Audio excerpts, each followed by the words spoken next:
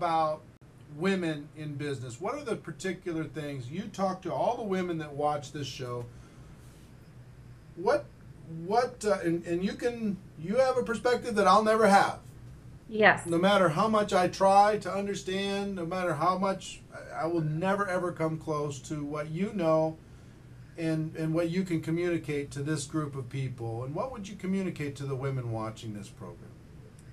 You know, women, you just have to believe in yourself, and you know, we're so hard on ourselves, and we're our own worst enemy sometimes, and you just have to just rise up and take on the leadership role and be yourself. Use your female gifts to lead your business. We have a nurturing way about us that works very well in our business.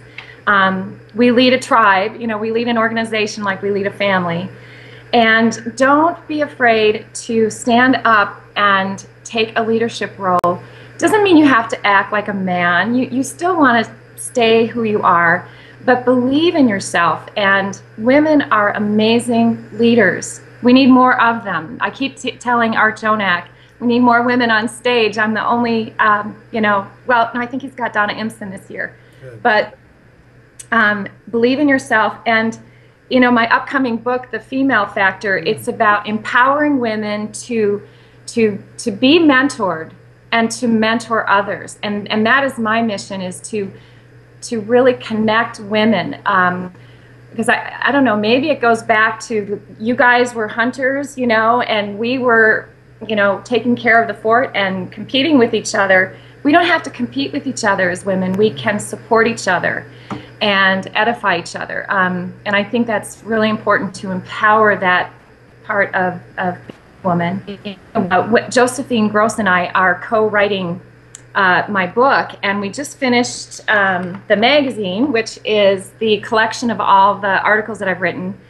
And the proceeds to this is going to our Spirit Wings Kids charities. How can people get it? Well, actually, it's hot off the press.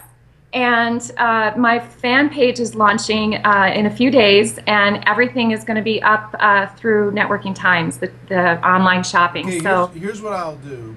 By the time we get this up, this show up, you'll have a link for me. Give me the link. Let me put it down there, and I would highly recommend you getting your hands on anything that Donna puts out. Right.